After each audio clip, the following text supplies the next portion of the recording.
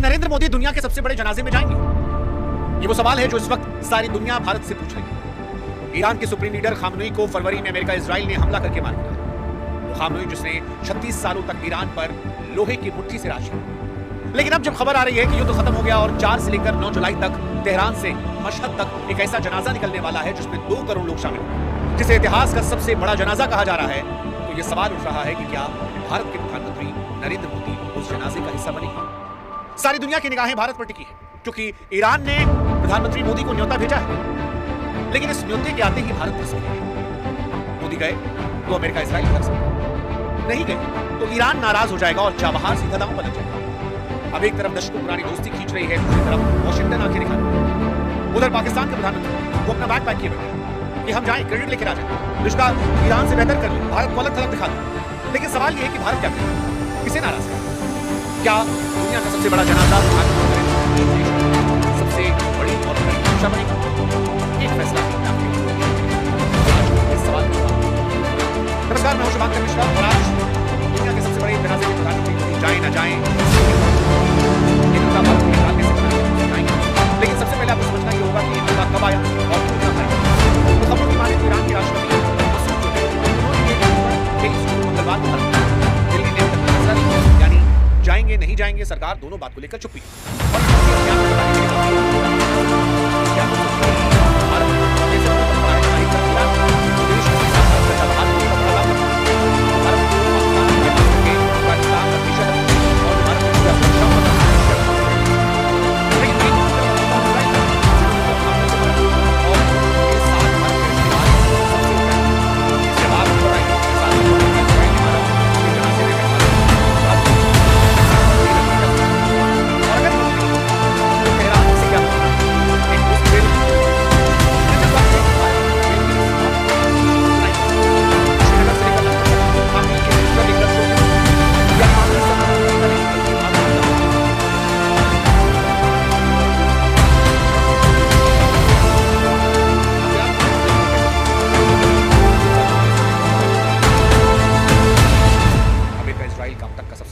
साझा सैन्य ऑपरेशन होता है और निशाने पर ईरान के सबसे बड़े नाम, सबसे ऊपर एक नाम अयतुल्ला अली खामनेई थे, जिन्हें मार दिया गया। खामनेई को मारना आसान नहीं था क्योंकि जून 2025 में 12 दिन की जंग के बाद वो लगभग गायब हो गए थे। कहा जाता है कि इतने गहरे बंकर में गए थे कि लिफ्ट को नीचे पहुंचने में 5 मिनट से अधिक समय लगता था। जमीन के नीचे कई परतों के पीछे दुनिया का एक सुरक्षित आदमी मौजूद था। लेकिन फिर एक मौका मिला। शुरू में डोनाल्ड ट्रंप ने कहा, उन्हें पता है खामनेई को वो आसान निशान, लेकिन अभी नहीं मारा।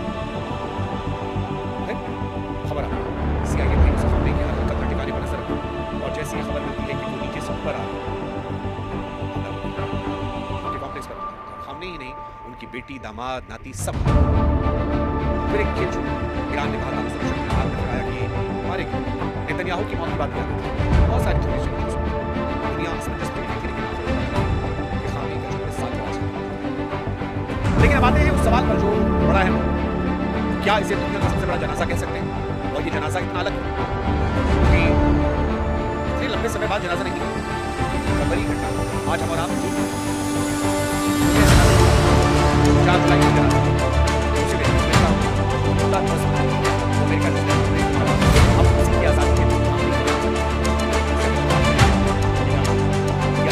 इस्लामी परंपरा के अनुसार लेकिन खामनेई का जनाजा जनाजा अमेरिका के इंडिपेंडेंस डे के दिन रखा गया। मेरा इस बात ये है कि जब टीचर मारे गए तो पहला जंग भारी भीड़ का अंदेशा, फिर युद्ध और अब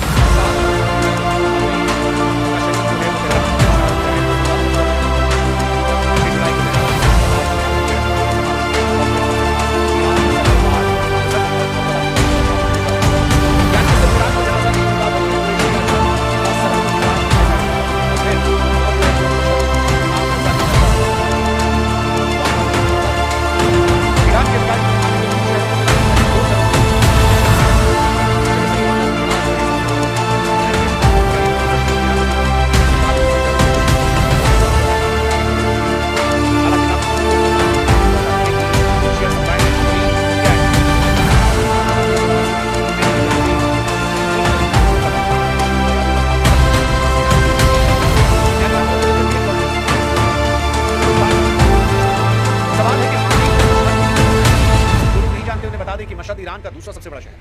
देश के उत्तर पूर्वी कोने में, पर इसकी असली पहचान इसकी आबादी नहीं बल्कि इसकी आत्मा है, क्योंकि ये शिया मुसलमानों के पवित्र शहरों में से है। यहाँ है इमाम रजा की दरगाह, और इमाम रजा शिया परंपरा के 8वें इमाम थे। उनकी ये दरगाह दुनिया के सबसे बड़े धार्मिक स्थलों में गिनी जाती है, जहाँ हर साल करोड़ों शिया मुसलमान माथा टेकने जाते हैं। एक बात और जो इसे खास बनाती है, खामनेई खुद इसी मशहद में पैदा हुआ था, यानी जहाँ से जिंदगी की शुरुआत हुई वहीं पर वो दफन हुआ। और इसके पीछे भी एक सोच है, किसी नेता को इमाम रजा की दरगाह के वजह से दफनाना सिर्फ सम्मान नहीं, कि उसका नाम हमेशा के लिए शिया इस्लाम के सबसे पूजनीय धार्मिक केंद्र से जुड़ा है। मरने के बाद हमने एक राजनेता से ऊपर उठाकर एक धार्मिक प्रतीक बना देने की कोशिश की। हालांकि दिलचस्प बात यह है कि अप्रैल तक खुद ईरानी संस्थाएं ये पक्का नहीं कर पाई थी कि दफन ठीक कहाँ किया जाए, यानी इस जगह का चुनाव आसान नहीं। ये सोच समझकर भेजा गया संदेश है। अब वापस लौटो सवाल पर, जिससे कहानी की शुरुआत हुई, भारत में हुई, और वो फैसला जो आसान है, सवाल की मोदी जाए या ना जाए। खामनेई की मौत के बाद दुनिया के सबसे बड़े जनाजे में जाने में भारत और प्रधानमंत्री मोदी की मजबूरी थी। तो देखिए, एक तरफ ईरान के सामने बताया चाबहार जो है भारत के लिए सिर्फ बंदरगाह नहीं, ये भारत के लिए वो चाबी है जो पाकिस्तान का दरवाजा बंद होने पर अफगानिस्तान और मध्य एशिया का असर, दशकों की मेहनत, निवेश और एक भरोसे ईरान से दूरी भारत को नहीं मिली। लेकिन अमेरिका आज भारत का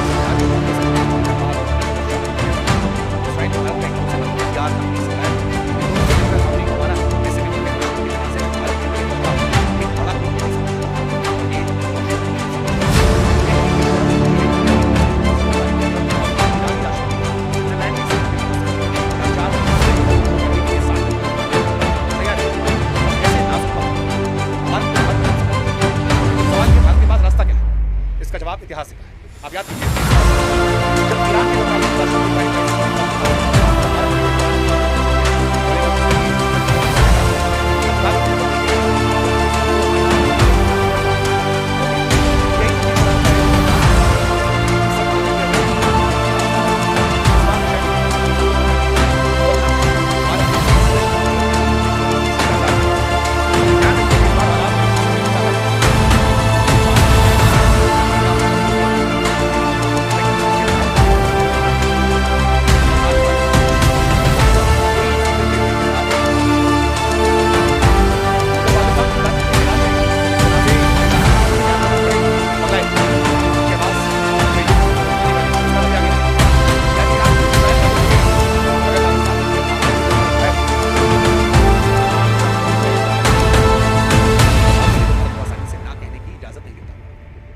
वैसे सवाल ये भी है, क्या 2 करोड़ की भीड़ को संभाला सकता है?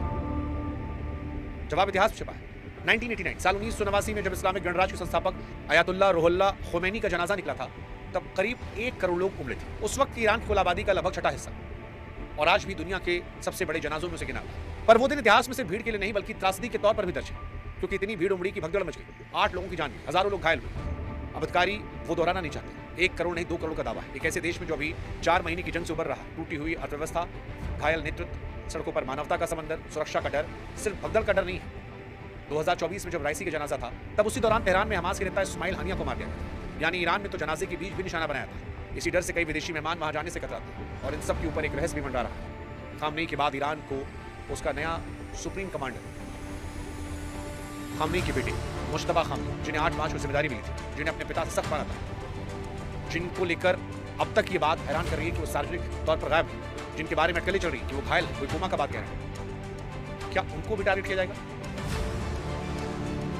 या फिर इस पल को, इस जनाजे को सिर्फ शोक नहीं, ईरान दुनिया में ताकत दिखाने के लिए भी एक मौके तौर पर सकता है? कई सारे सवाल हैं जो लोगों के मन में हैं। खैर, भारत के फैसले पे आते हैं। कहानी आकर यही होती है कि दुनिया का जनाजा तैयार है, सबसे बड़ा 2 करोड़ लोग, 3 शहर और सरहद पार तक फैला बात। ईरान का न्योता भारत की मेज पर है, भारत खामोश। पर ये सिर्फ जनाजे में जाने न जाने का सवाल नहीं है। सवाल है कि भारत आज किस तरफ बढ़ा, पुरानी दोस्ती ईरान के साथ या नई ताकत अमेरिका इजराइल के साथ? भारत ये फैसला है। मुझे लगता है व्यक्तिगत तौर पर सोचेंगे कि भारत संतुलन वाला काम मिलेगा। मोदी शायद खुद नहीं जाएंगे, किसी वरिष्ठ अधिकारी, उपराष्ट्रपति, इस तरह से, लेकिन अंतिम फैसला भी उठा लेंगे। और जब तक उठाला नहीं होता, ये सवाल होता है। बाकी आप बताइए, आपको क्या लगता है? क्या प्रधानमंत्री नरेंद्र मोदी को ईरान के जनाजे में जाना चाहिए? ईरान की दोस्ती ज़्यादा जरूरी है या फिर अमेरिका इजराइल का साथ? अपनी राय कमेंट सेक्शन में लिखिएगा। और अगर आप चाहते हैं कि ऐसे विषयों पर हम और आप आगे भी संवाद करते रहें, मिलते रहें, तो चैनल जुड़िएगा, व्हाट्सएप चैनल जुड़िएगा, लिंक हमें डिस्क्रिप्शन कमेंट सेक्शन में दिया है। बाकी जैसे ही भारत का फैसला है, विश्लेषण किया जाएगा, उसके क्या लाभ, क्या हानि, और व्हाट्सएप